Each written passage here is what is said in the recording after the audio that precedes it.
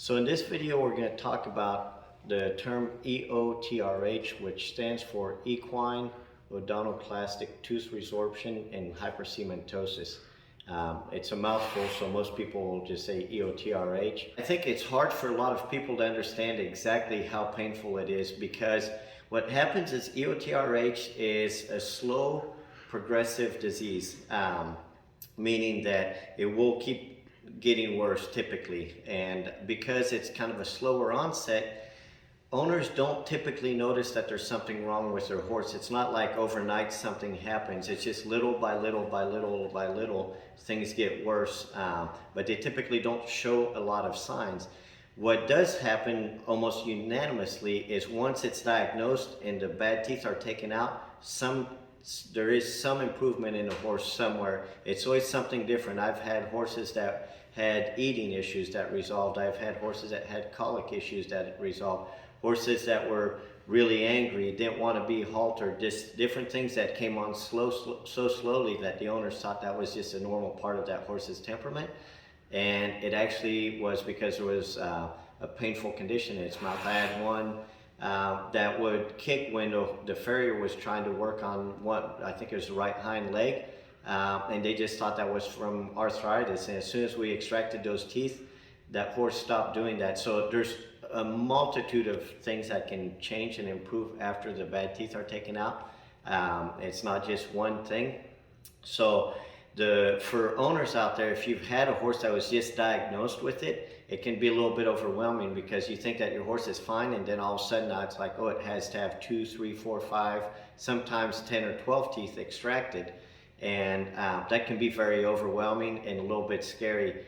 But as long as the horse really has Eotrh, there's a little bit of concern to me now, because it's also a disease that's being diagnosed a lot now, and sometimes it's a mild form, and those teeth don't really have to be taken out. And I've seen some cases where that's being taken out. So if you have any questions, you can always send us a radiograph, and I can tell you for sure if the teeth need to be removed or not.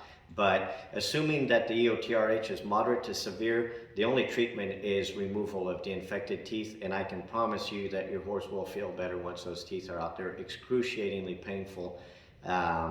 And there's thousands of people out there that can attest to that. So in 20 years, I can't say that I've ever had a horse have bad effects from having Eotrh teeth removed.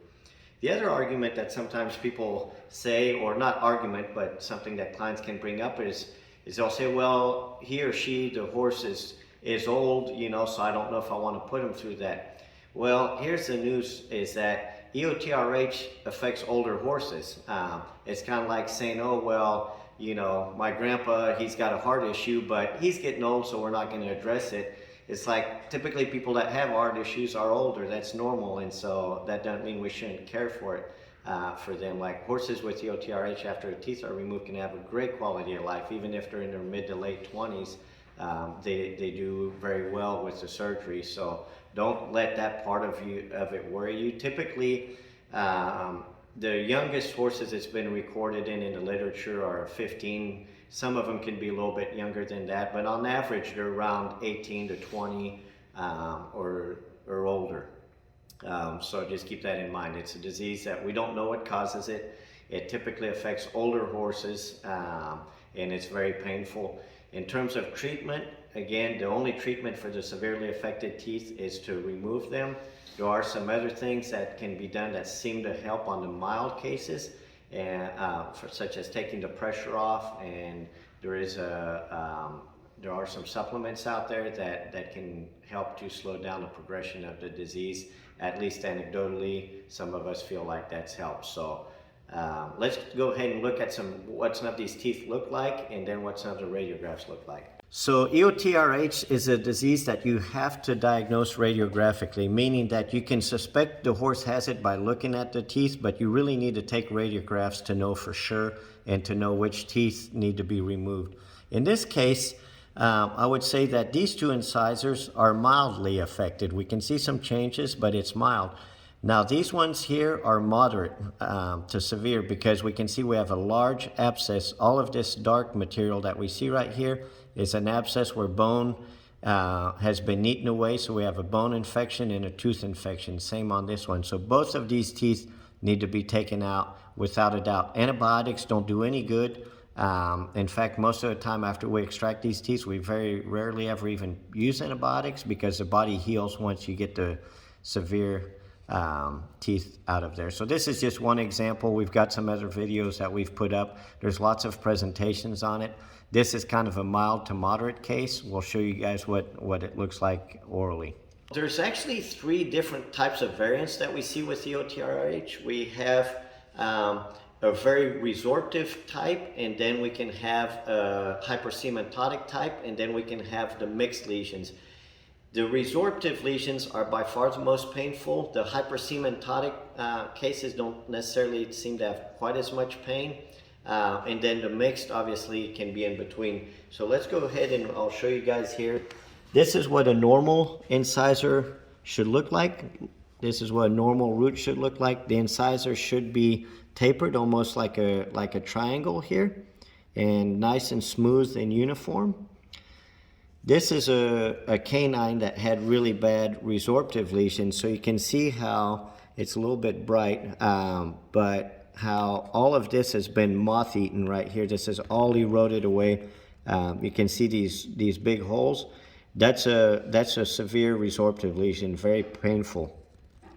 Right here we have a big enlargement. I'm going to put the normal tooth next to it for comparison, and then look at this giant mass right here. So this is a big hypercementotic lesion. Okay, so this is hypercementosis. Here is another case where we have resorptive lesions. Okay, so this is all moth-eaten. This is basically where pus and bacteria and infection has eaten away into the tooth. When you extract these, there will be pus everywhere. It's so painful. It's another hypercementotic case. And then here's one that's mixed. So we can see a deep resorptive lesion combined with hypercementosis. Okay, so this is a horse that we're just looking at the radiographs of. Look at this gingival recession here. See how the gum is down here, down here? Here we've lost all that gingiva. Look at all the redness, swelling. It's very painful. There's pus draining out. Okay, so this is where we have a large abscess associated with this tooth. You can see how just angry that looks and uncomfortable. Now we'll come around to the side here, and these bottom teeth are also affected. We can see there's even a little bit of movement here.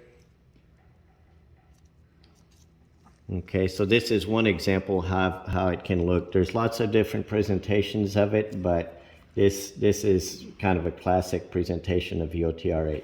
So in conclusion, Eotrh is very painful. Horses do very well after the extractions. Even if you're very worried about it, I promise you, you can contact us and we can put you in touch with people that have success stories.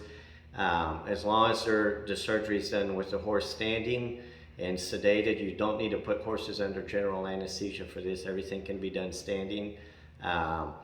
They do amazingly well, and you'll almost certainly have a different horse on the other side of it. So don't be scared to go ahead and address this problem if your horse has it.